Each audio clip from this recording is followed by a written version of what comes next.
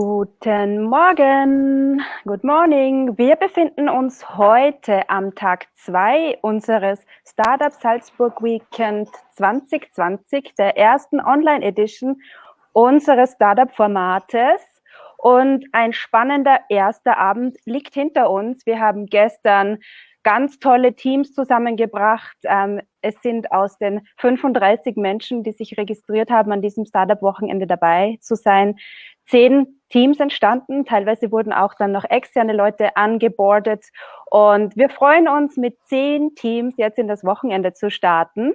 Und ja, guten Morgen und ich hoffe, ihr habt alle euren Kaffee bei euch. Ich leider noch nicht, aber ich werde mir noch einen holen dann später. Und wir machen jetzt zusammen eine erste Good Morning Session with Joao. Hello, Joao. Hello, good morning, everybody. It's awesome having you with us because the tool we are using, weil das Werkzeug, also das Tool, das wir übers Wochenende verwenden, um diese Konferenz per Videokonferenz abzuhalten, ist ein Tool, das Joao mit seinem Co-Founder Alex gemeinsam gestartet hat. So you started Wurtly some weeks, months ago. How long is that ago? Yeah, the first initial draft was back in September, but then we stopped, and now with this COVID outbreak, we restart this project. So we really active working on it since March, end of March. Wow. So Joao und Alexander arbeiten ganz intensiv seit März erst an diesem Tool und es ist unglaublich, wie super es schon funktioniert. It's incredible what you did in this short amount of time because it's working out so well. So it's really a cool alternative to all the stuff that is out there already. Und für Veranstaltungen wie die unseren besonders gut geeignet, wenn viele Menschen networken und Workshops gemeinsam machen und sich austauschen und es nicht nur eine One-to-Many-Situation ist, sondern ganz unterschiedliche Gruppensituationen hier möglich gemacht werden. Unsere Morning Session heute, und das ist auch ein Thema, das viele Startups immer wieder verfolgt, ist das Thema Failing Fast. Also schnell rausgehen auf den Markt, schnell Learnings machen, schnell Fehler eingestehen, Fehler zulassen, keine Angst haben, Fehler zu machen, aber dann auch sofort darauf zu reagieren. So, Joao, what I said right now is that failing fast is a very important topic for startups, especially in the beginning, but also later, that you do not hesitate to go out to the market, make a lot of learnings, make a lot of failures, and immediately have an answer to it. And this is now the moment where I hand over to you. And I'm so curious to hear about your story. Also ich bin ganz gespannt jetzt auf die Geschichte von Wertley zum Thema Failing Fast. Dieser Teil der Veranstaltung wird auf Englisch sein, da Joao in der Schweiz sitzt. Ich meine, das würde noch nicht dazu. Das heißt noch nicht, dass wir in der Schweiz jetzt alle Englisch sprechen. Aber Joao, where are you from? I'm from Portugal, but I'm living now in Switzerland, as you mentioned. Okay, so that's why we switched to English here. Yes, the stage is yours. I'm very excited to have you with us. Thank you.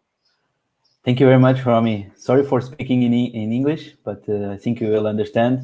If not, we'll have questions and answers afterwards. Feel free to ask me anything.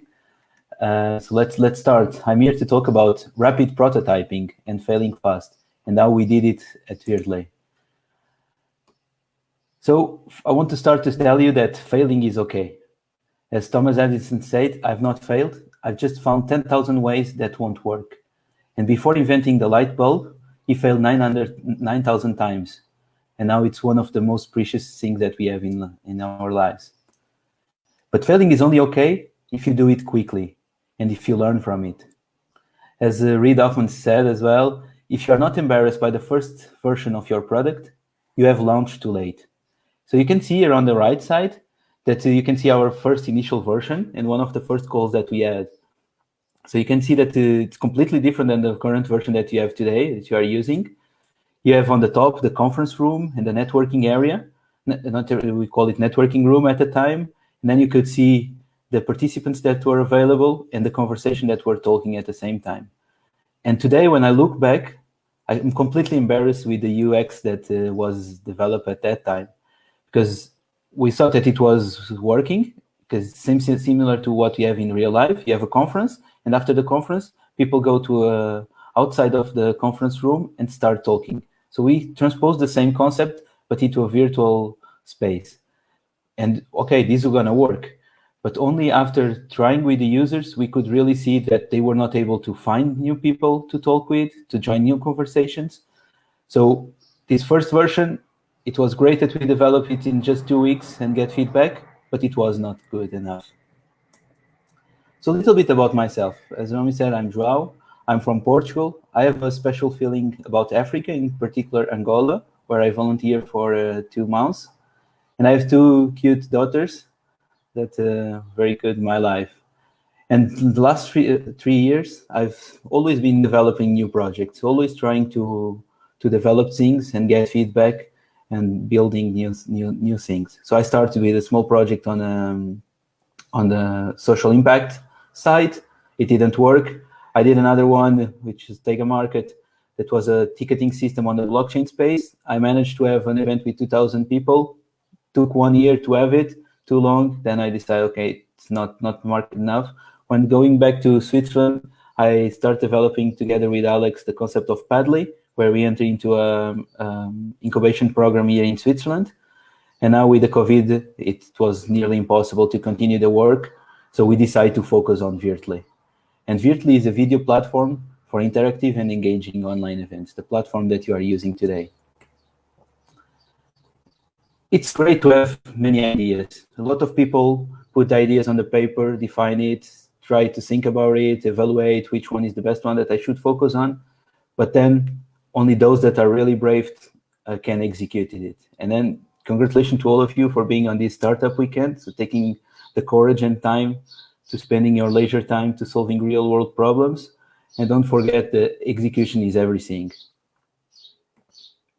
And how do we do it at Wurtly? We start by defining our key hypotheses. So at Wurtly, in the beginning, we had these 3 main hypotheses. First one, networking is one of the main reasons for people to attend events and conferences. And this is still valid, and it's really the #1 reason for people to go to the events. Another hypothesis that we had, okay, event attendees like to network with others, but also in a virtual world. And the last one, it's people are willing to start a video call with someone that they don't know. So we had these 3 hypotheses. We start to develop it and put the product live and start evaluating if this makes sense or not. And we start to see, based on the data, that maybe the second hypothesis was not so true. Event attendees like to network with others. We start to see from the initial events that we had that no one was talking with the other people. We start to put, why is it happening? Is it because they are talking with strangers? It's because they need to select someone to talk to? Because at that time, we didn't have any topic rooms. So that's why, by starting to thinking on that and evaluating the data that we received, that we could, okay, this is maybe not making so much sense to have the interface and the product like allowing someone just to pick someone else and start talking as you would do in a real world. But maybe you need to focus more on the topic rooms. People gather together based on a common interest, but not because of who's talking with. So with these hypotheses and this early development, we could gather the feedback and validate them. And how can you validate your hypotheses? One way is using customer interviews, being close to your customers, being really close to your users, understand how they use your product. For example, in the month of April to May, we run a lot of interviews with the people that were running events on our platform, but not only the organizers, but also the people that were attending events to understand exactly the bottlenecks. Something else that we did is to do feasibility tests. Like we define, we schedule a call with someone, some friends, and we ask them to execute an action. For example, enter into Wurtly and start talking with the person. And we ask them what you think, what are you seeing now, what's in your mind, and start understanding how the users really interact with your product. And that was invaluable feedback that we gather with these tests, and it doesn't cost a lot of time for you to do it. So I strongly suggest that you really talk with the people that is using the products. Another approach that you have, it's a lean startup approach, is fake it until you make it. For example, we are a video conferencing tool, but we are not developing the video tool. We are integrating with open source projects that allows us to go fast. And by integrating different tools and kind of faking it, it allows us to have a product ready to be used. Another approach that we have followed is by defining prototypes. So based on the customer interviews and feedback that we received, we start to see that, okay, our user experience is not yet nailed. We don't know, we cannot really have our users to perform the tasks that they need to do. Okay, so we define a new prototype, a new UI, a quickly one, did it in a couple of hours.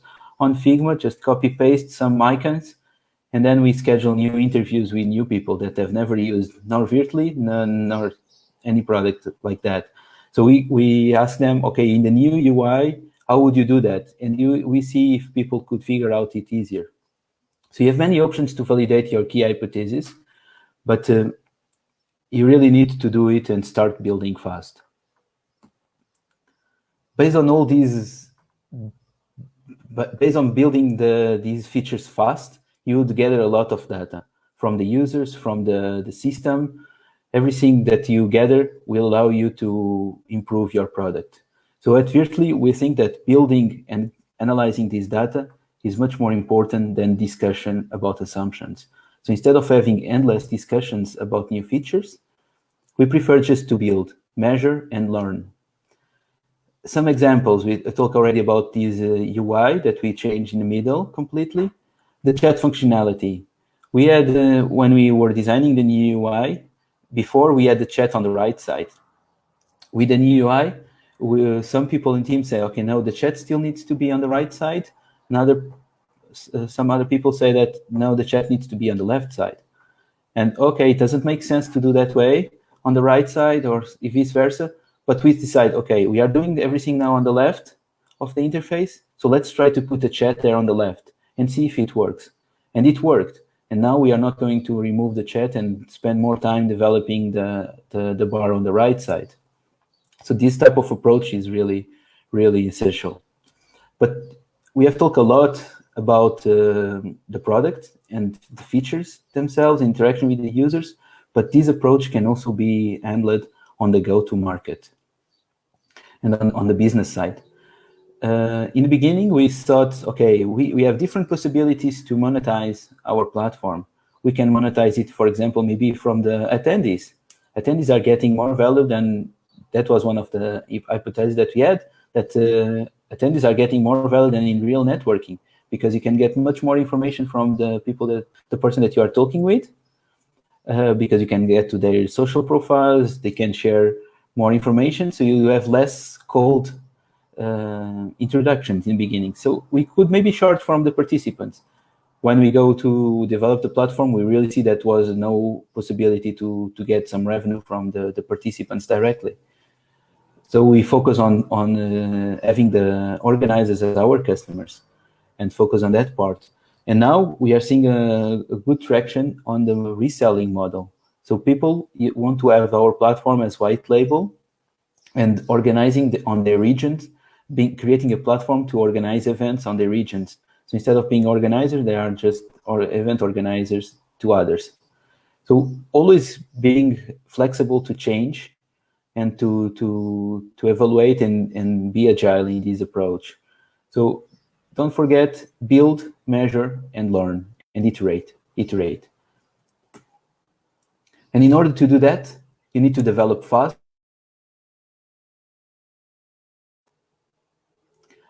So you need to always have a potential shippable product increment. It's the 80-20 rule that everybody knows. You spend 20% of the time to develop 80% of the value. So as a startup, you cannot afford to spend 20% of the time or 80% of your time on just 20% of the value. So most of our features are not fully completed, are not perfect, because we cannot afford to have that. We need to go fast, we need to develop more and more. And afterwards, once we grow, then we will polish everything. And we have some examples as well. We have the pools.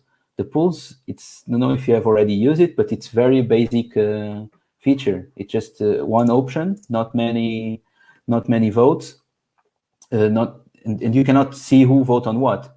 Now we have some disabled functionality for organizers to see that we are going to implement those features, but they are not yet available. So we'll get the feedback from them and then develop based on that. The chat was another increment approach that we had. So we had a very basic chat that would allow us just to ask questions, interact, just some text and send. Then we start improving it. We put some notifications. If you are scrolling, you have some new message coming, you have notification, we have emojis. And now the next step is to have private chat, like you want to send a message to someone else in the platform. The lobby. You can see the lobby, it's super basic. It's just the event page. We need to have something as an entry point of the platform. But we could develop 1,000 features on the log. We could develop an agenda. We could develop a speakers, a biography, the sponsors, the what's happening now, the different rooms, the people that are online, and have that in a entry point. But this would take a lot of time. So okay, we already have the description of the event. So let's put that. That allows the organizers to change it dynamically if they want. So we give this first approach. Next step is to improve and then new features on top of that. The rooms is another quick example. The first version just had a title. Now we can also add a description where you can put whatever you want. So in your case, you put the description of each team, the project that you are working on, which is great. People, before entering the room, can already get more feedback of what's happening there. So don't forget, release the first basic version of your feature quickly and use the data and the live feedback from the customer to further enhance it.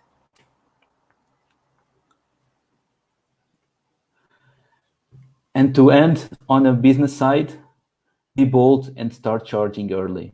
We had a call with Adam Draper this week from venture capital in the US, and he said startups should start charging much earlier and much more, because even if it's not perfect, you can already start charging. You can start also validating your hypothesis on the market side and see if there's traction.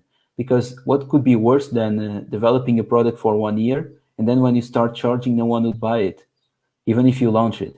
So we have started launching a free version while developing the premium features, but we are starting to charge our customers now in the month of July and having our first paid customers. So as a summary, define and validate your key hypothesis, develop fast and not perfect, and learn from your data, from your customer, users, and iterate. Every week, every day, iterate and develop new features. So start now and start simple. Thank you very much.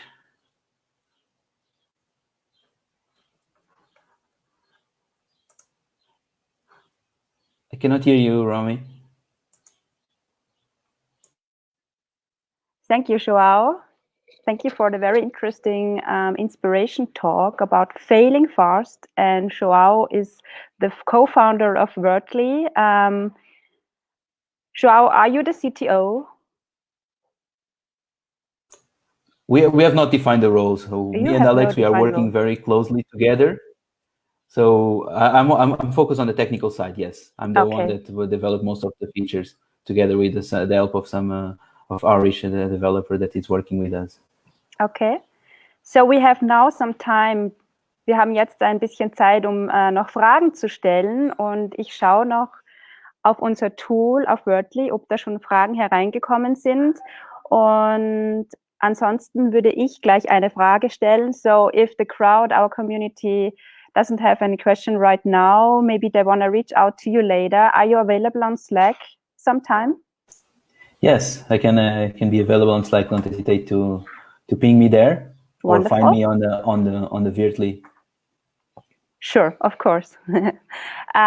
So my question would be, how did you find your co-founder? So where did you start looking, or how did this happen? Wo habt ihr euch gefunden, du und dein Co-founder? Last year, back in June, so 1 year ago, I was participating on an hackathon, a blockchain hackathon in Zurich. I went there with some friends to develop a project. And during the party before the starting of the hackathon, we were talking with people, and Alex was there, and we started talking with him. So he joined our team for this project. And then after the event, after the hackathon, it's usually you have those that want to keep going and keep developing, and those that went just to learn and to have some fun during the hackathon. So afterwards, me and Alex wanted to continue the project, and it was Padley. And we joined with that project. We joined this incubation program in Switzerland. And so we have been constantly working together since June last year. Interesting that you found each other during a hackathon. So to our startups, don't miss the opportunity to stay with us during the whole weekend, because you never know, maybe your co-founder is in the room, right?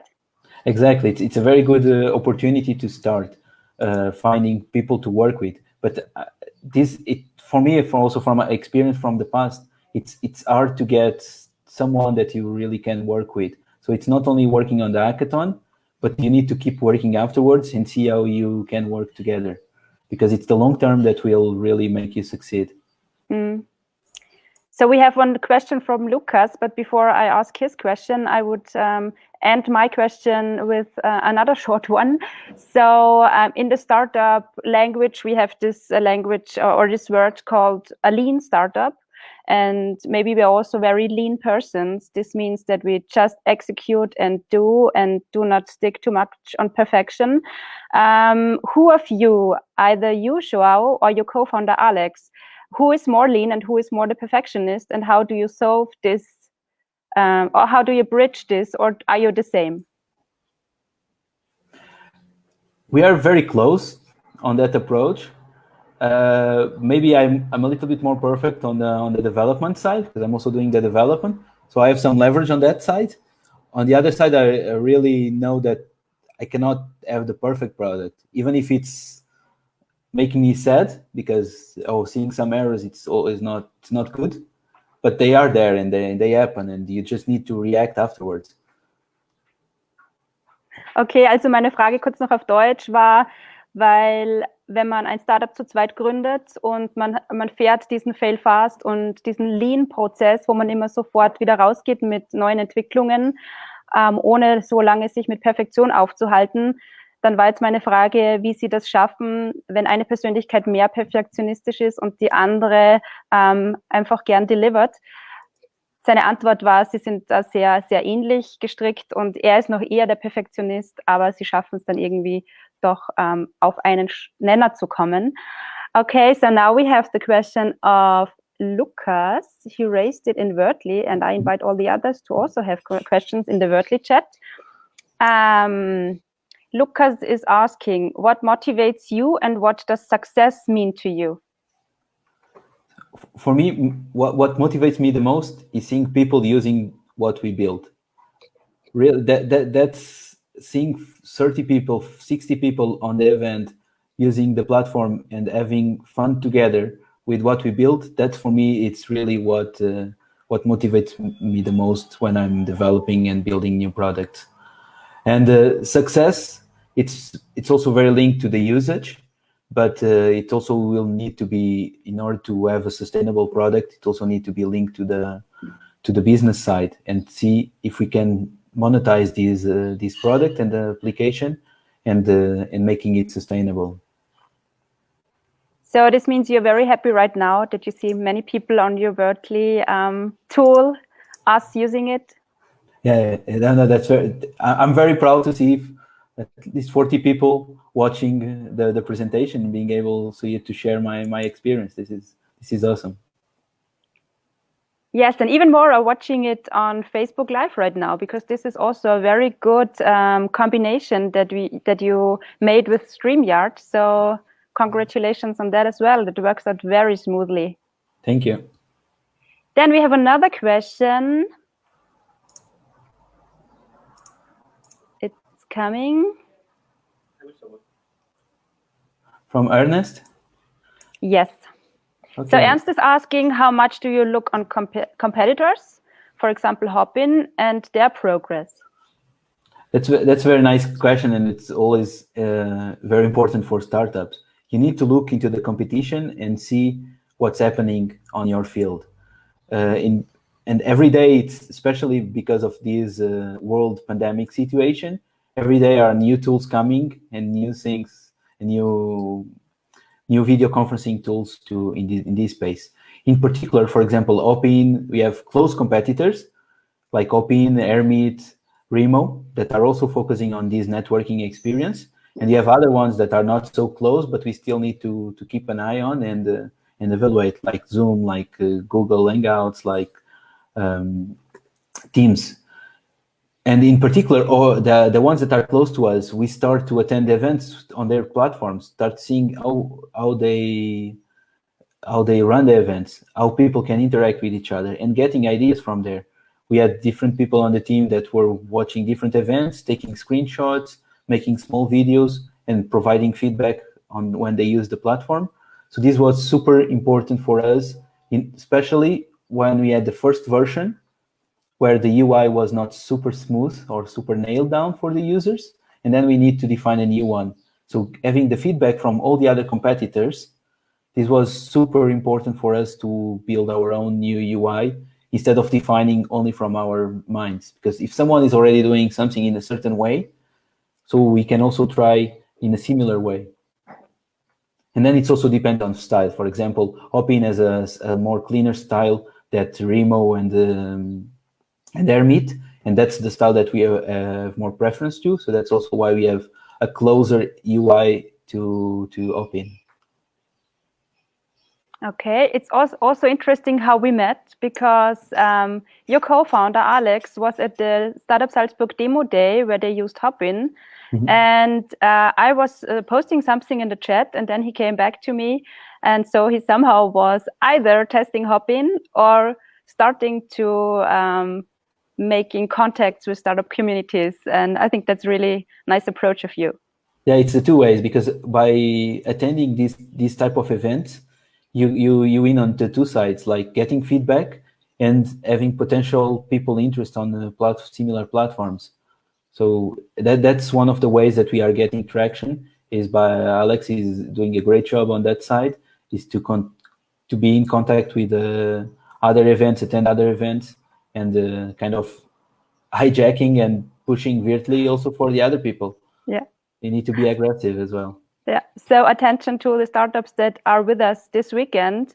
Do not hesitate to use your competitors to hack a system or to get in contact with your customers, right? Exactly. That's I think the contact with the customers is the most important part, because it's where you get the feedback.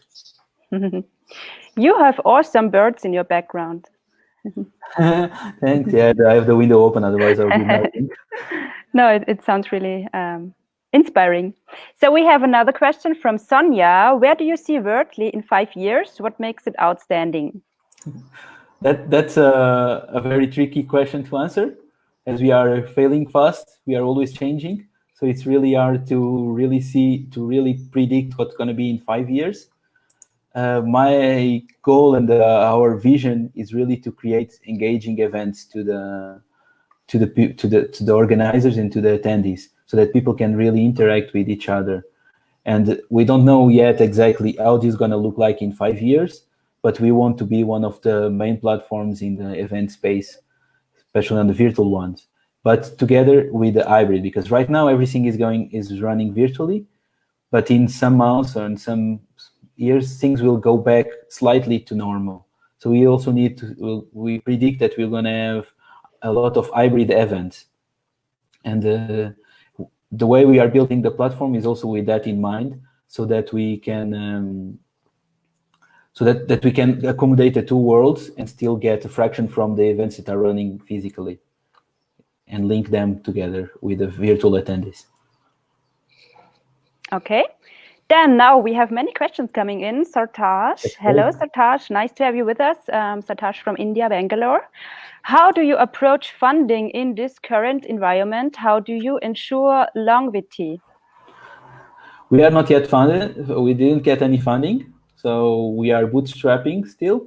I think that's a good way also to start. It's tricky because you need to have time. You need to spend extra hours at night. Don't sleep that much and develop your product. But we have the opportunity to be able to bootstrap it without any funding. So this helps or this gives you more leverage, and that's what we are trying to do. We are now trying to get revenue, and after getting revenue, prove that this works, and from there getting funding. So we have started approaching some VCs, but we have not. That's not yet our main key focus.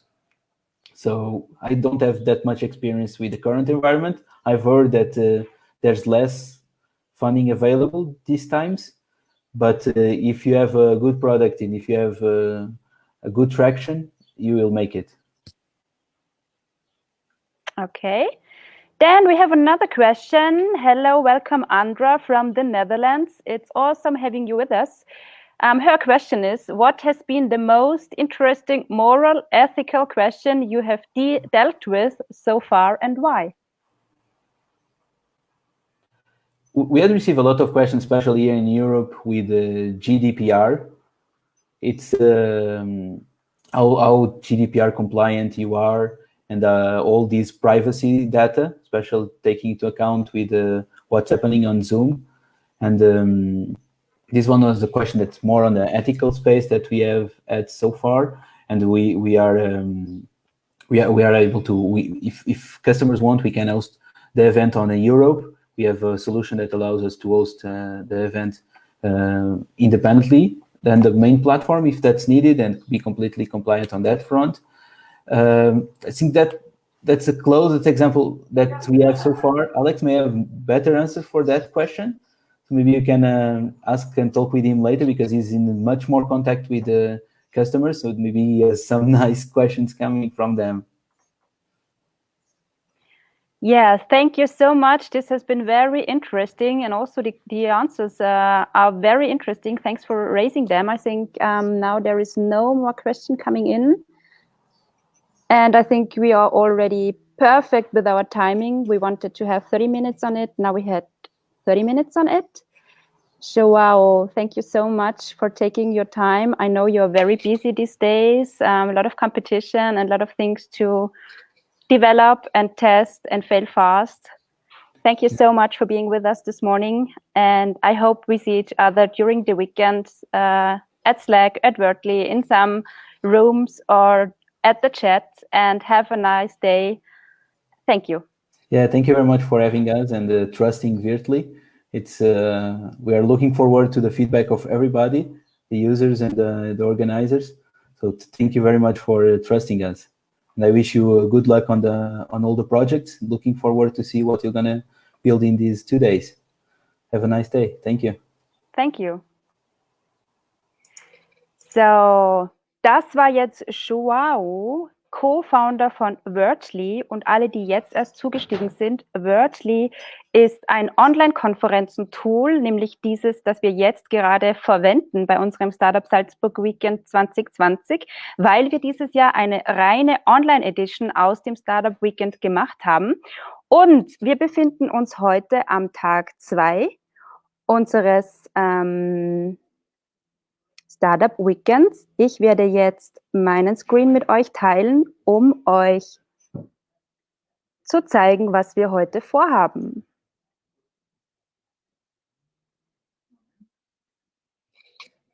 So, welcome again. Willkommen noch einmal zum Tag 2, zum Samstag des Startups Salzburg Weekend 2020. Mein Name ist Romy Siegel und ich darf euch ein bisschen auch durch dieses Wochenende begleiten. Wir hatten jetzt eben gerade bei uns Mentor Nummer 23. Er war in dieser Live-Session live zugeschaltet über Wertley. Wir haben es broadcastet über StreamYard für alle, die das interessiert, wie wir das technisch gelöst haben. Eine ganz tolle Kombination aus diesen zwei Tools, die es sehr einfach ermöglicht, eine Videokonferenz live auf Facebook zu streamen. Und sein Vortrag war zum Thema Fail Fast. Er hat uns tolle Insights gegeben. Wer jetzt erst neu dazu stößt, ihr könnt euch das über Facebook dann später auch noch ansehen, was er uns hier alles erzählt und ja, sehr interessant mitgegeben hat auf den Weg, speziell an die Startups, die an diesem Wochenende dabei sind, nämlich nicht zu zögern, schnell rauszugehen, schnell Markttests, Marktfeedback einzuholen. Danke noch einmal an Joao, schöne Grüße in die Schweiz, wunderbar, dass wir euer Tool dieses Wochenende nutzen können. Dann, es geht weiter. Wir befinden uns jetzt ziemlich zeitgenau 9 Uhr am Eröffnungsmoment des Tag 2 und es ist ein toller Moment, denn jetzt ist der Moment, wo unsere Mentoren zu uns gestoßen sind, nachdem wir seit Mittwochabend unsere Teams formieren, denn eine Bedingung an diesem Wochenende teilzunehmen ist es, ein Team aus mindestens 2 bis 3 Personen, idealerweise 3 Personen gefunden zu haben in den letzten 48 Stunden. Wir haben Teams auch teilweise mit 6 Personen, das freut uns besonders. Und wir machen jetzt heute weiter mit dem Startup Weekend mit sehr viel Input, mit sehr viel Teamarbeit und auch mit sehr viel Austausch mit den Mentoren. Die möchte ich euch natürlich nicht vorenthalten. Unsere Mentoren für heute. Und wir starten mit unseren internationalen Freunden. So we start with our international mentors because it's a special pleasure having you with us. Thanks for showing interest in what the startup scene in Salzburg is doing. So willkommen Andra Jakob aus Holland. Willkommen Abdelhamid Ahmed Sharara aus Ägypten. Willkommen Satash Anand aus Bangalore, Indien und willkommen Mo Salah aus Jordan. Dann weiter geht's. Die Mentoren, die ihr hier jetzt seht, sind unsere Team-Mentoren, denn am heutigen Tag bekommt jedes Startup-Team einen Team-Mentor zugeteilt. Die Teams wissen schon, welcher Team-Mentor sie heute begleitet. Es wurde auch schon erster Kontakt aufgenommen. Und weiter geht's mit unseren Team-Mentoren. Wir haben mit an Bord Alexandra Nagele, die Initiatorin der Fuck Up Nights, Sonja Schumacher, eine begnadete Organisationsstruktur- und Leadership-Entwicklerin. Wir haben bei uns Claudia Bruckschweiger. Sie wird später dann um 11:30 Uhr einen Vortrag geben zum Thema Prototyping und Market Feedback. Und wir haben bei uns die Initiatorin einer groß angelegten Social-Media-Kampagne, nämlich letzte Werbung, Katharina Wallmann. Dann, wir haben sehr viele Mentoren dieses Jahr aktivieren können. Ein weiterer Mentor, der ein Team begleitet, ist Martin Sternsberger. Danke, dass du dabei bist. Es ist Stefan Plätzer, ein neues Gesicht beim Startup Weekend. Es ist uns eine Ehre, dass du dich auf dieses Wochenende einlässt und ein Team coachst. Vielen Dank. Dann Daniel Pfeifenberger, der Gründer des Bienenhofs, ist sicher für alle diejenigen Ideen sehr gut geeignet als Mentor und sehr interessant, die etwas mit Social Impact am Hut haben. Und wir haben dabei Martin Karswurm. Dankeschön, dass du dir Zeit nimmst. Ja, die Liste der Mentoren an dem heutigen Tag ist wirklich sehr lang. Es freut uns, dabei zu haben Patrick Sellier, Gründer der Tauglerei, Serial Entrepreneur und ganz toller Feedbackgeber. Weiter mit Mentor Nummer 9, Thomas Weiß, ein sehr bekanntes Gesicht in der Salzburger Startup-Szene, der Gründer von Authentic Vision, der den Startup-Traum eigentlich so richtig lebt, von einer Idee am Schreibtisch zu einem großen internationalen Team herangewachsen. Gratulation an dieser Stelle. Er ist auch schon von Anfang an immer unterstützend in der Startup-Szene als Mentor dabei gewesen. Danke. Weiter geht's mit Mentor Nummer 19, Thomas Peruzzi. Auch er unterstützt das Startup Weekend jedes Jahr mit seiner Mentorship und auch als Jury-Member. Herzlichen Dank.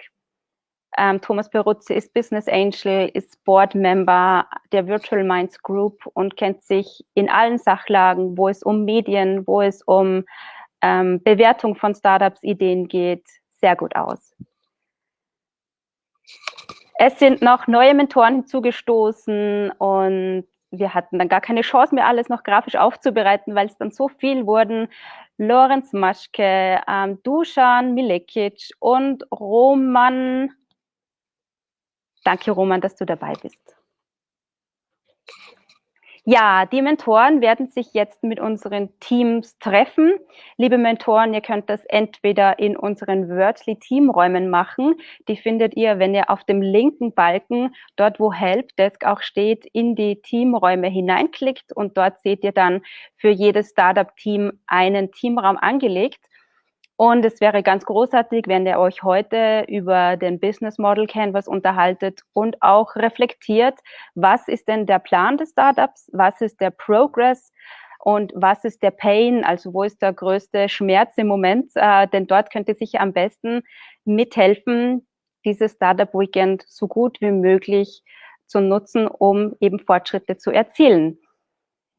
Ich mache jetzt meine Präsentation wieder aus, denn so viel war es einmal zur Eröffnung des Tag 2.